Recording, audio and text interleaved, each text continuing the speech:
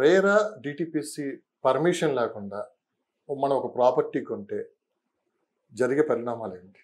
తీవ్రంగా ఉంటాయి. ఎందుకంటే మీరు ఇల్లులోనే నాకు తెలిసి సామాన్య ప్రజలు, మధ్యతరగతి కుటుంబీకులు కానీ, లేకపోతే ఎల్ఐజీ గ్రూప్ కానీ లైఫ్లో ఒక్కసారి లేదా రెండోసారి ప్రాపర్టీ కొనుంటాయి.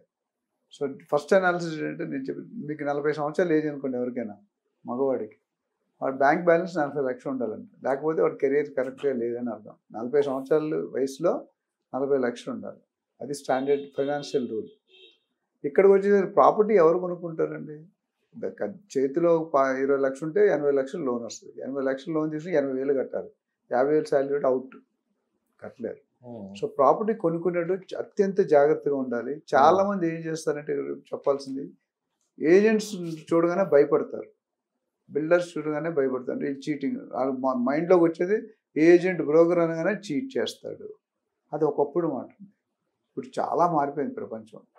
1940 మోడల్కి ఇప్పటికి last 15-20 years paradigm shift, 180 degree ఇంత షిఫ్ట్ అయింది. అంటే అన్ప్రొఫెషనల్ అండి. బట్ ఇంకా మారవలసిన అవసరం ఎంతైనా ఉంది. ఎప్పుడు కూడా ఏజెంట్కి లైసెన్స్ అనేది ఇప్పుడు వెళ్ళలేమన్నా. ఇప్పుడు ఏజెంట్ లైసెన్స్ పెట్టారు. సో కొనుక్కునే వాళ్ళు ఎవరైనా 30 లక్షలు అవ్వచ్చు, 50 లక్షలు అవ్వచ్చు, కోట్లు అవ్వచ్చు, ఎవరు కొనుక్కోవాలి? మీరు ఫస్ట్ టైం కొనుక్కునేటట్టయితే డెఫినెట్గా ఒక మంచి రియల్ ఎస్టేట్ అడ్వైజర్ని 30-20 ఇయర్స్ ఎక్స్పీరియన్స్ ఉన్న వాళ్ళని పెట్టుకోండి. మీరు 1-2% కోసం ఆలోచించొద్దు. 1%, 2% ఇచ్చిన 98% సేఫ్గా ఉంటుంది కదా.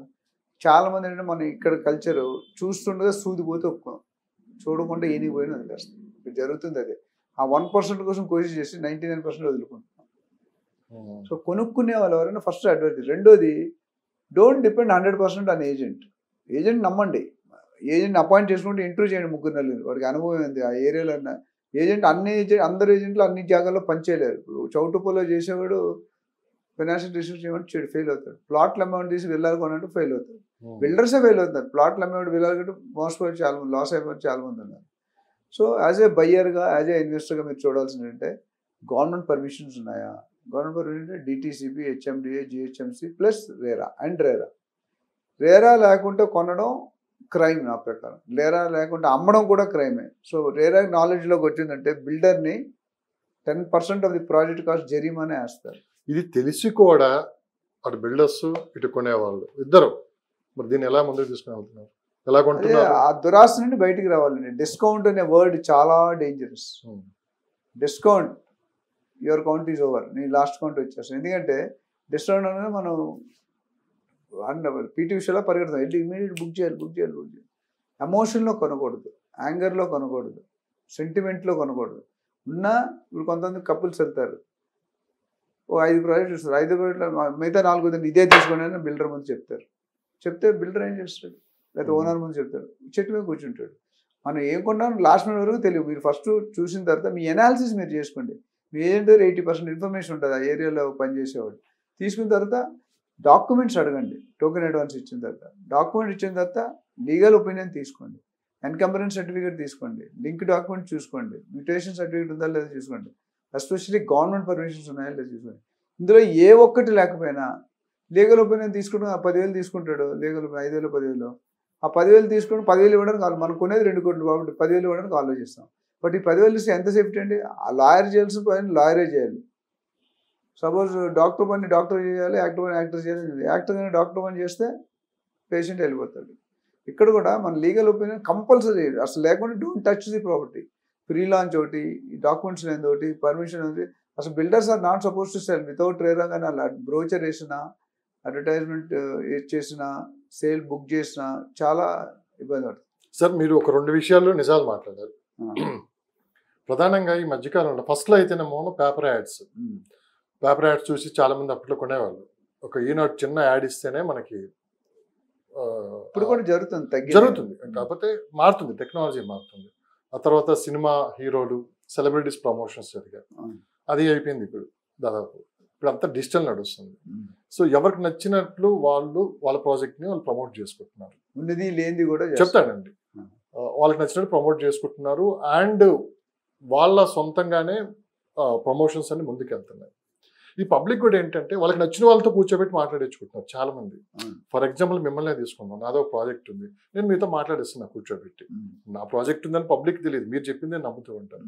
ఈ మధ్యకాలంలో సోషల్ మీడియాలో ఏంటంటే చాలా మంది ఎక్స్పీరియన్స్ లేకుండా ఎవరికి నచ్చినట్లు వాళ్ళు ఇంటర్వ్యూస్ కావచ్చు, ప్రమోషన్స్ కావచ్చు, ఇలా ప్రాజెక్ట్ గురించి హైలైట్స్ కానీ చెప్పు ఇలా చెప్తూ ఉంటారు. బేసిక్ మా ప్రాజెక్ట్ గొప్ప అని చెప్పి. సో ఆఫర్ల గురించి రకరకాలుగా డిజిటల్లో ఎవరికి నచ్చినట్టు వాళ్ళు చెప్తున్నారు. ఇదే నిజం అనుకోని చాలా మంది వాళ్ళని అప్రోచ్ అవుతున్నారు. వాస్తవం ఇది గ్రౌండ్ లెవెల్లో నిజం, తెలుసో తెలియకో అప్రోచ్ అవుతున్నారు. సో ఇలాంటి వాటిని ఎంత ఊరికి తీసుకోవాలి మనం, ఇది చాలా క్లారిటీగా మీరు చెప్పాలి. చాలా మంచి ప్రశ్న, నువ్వు నన్ను ఇరికించే క్వశ్చన్లు అడుగుతున్నావు. ఇరికించేదని తప్పేందని పబ్లిక్ చూస్తున్నారండి, పబ్లిక్ ఇదే నమ్ముతున్నారు. మనకి ఆ రోజు పేపర్ యాడ్స్ అంటే నమ్మారు, సెలబ్రిటీస్ అంటే నమ్మారు, ఈరోజు డిజిటల్ ప్లాట్ఫామ్ నడుస్తుంది. ఆ రోజు అంటే ఇది ఒక రెస్పాన్సిబిలిటీ కొంత ఉండేది, కానీ ఇప్పుడు ఈ రోజు ఇలా లేదు.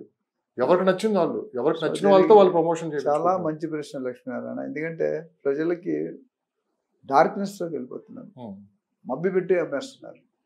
నేను చెప్తాను, నేను ఇల్లు కొనుక్కున్నప్పుడు ఇవన్నీ లేవు. సోషల్ మీడియా 30 years బ్యాక్ ఇవన్నీ ఎక్కడ ఉన్నాయి?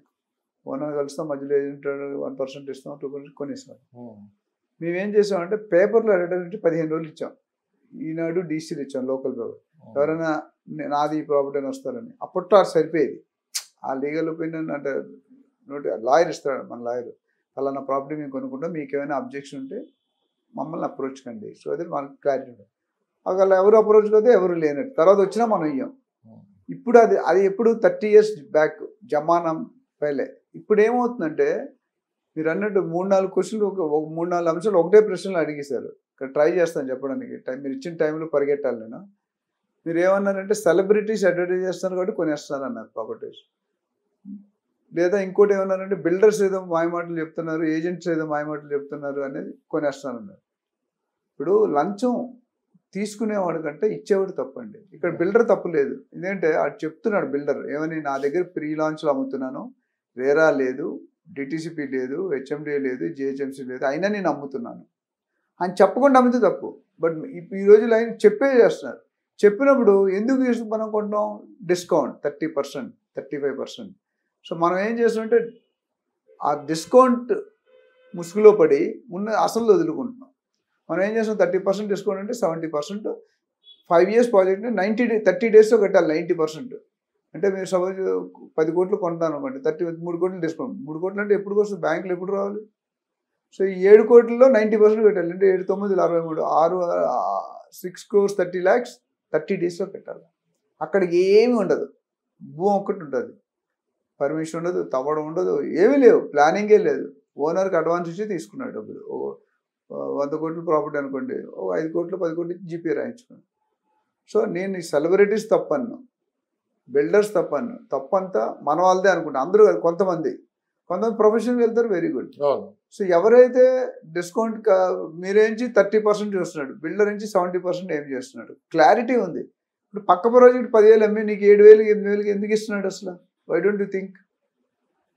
ఉంటే 500, 200, 300 rupees per square feet okay per గజం. కానీ ఇక్కడ నీకు వ్యత్యాసం 30-40% ఉంటే మనం ఒక్కోసారి ఆలోచించాలి కదా. అది ఆలోచన జరగట్లేదు. సో ప్రజలు నేను సజెస్ట్ చేసేది, నా అనుభవం ప్రకారం చేసేది ఏంటంటే, మీరు కొనుక్కోండి, you grow, you become a house owner, estate కొనండి. కొనేటప్పుడు కొన్ని ప్రికాషనరీ మెథడ్స్ తీసుకోవాలి. ఎలాంటి మెథడ్స్ అంటే, ఆ బిల్డర్ ఎవరు, అసలు ఎందుకు తగ్గిస్తున్నాడు, ఎంతకాలం నుండి ఉన్నాడు, ఈయన హిస్టరీ ఎట్లా ఉంది, ట్రాక్ రికార్డ్ ఎట్లా ఉంది, ఎంతమంది కస్టమర్స్ ఉన్నారు, పాత వరకు చూసి ప్రాజెక్ట్ కండిషన్ ఎట్లా ఉంది, ప్రాజెక్ట్ కండిషన్ బాగుందా లేదా, ఆ కొనుక్కున్న పాత వాళ్ళు బాధపడుతున్నారా, అంటే హ్యాపీగా ఉన్నారా, రిగ్రెట్ చేస్తున్నారా, ఇవన్నీ.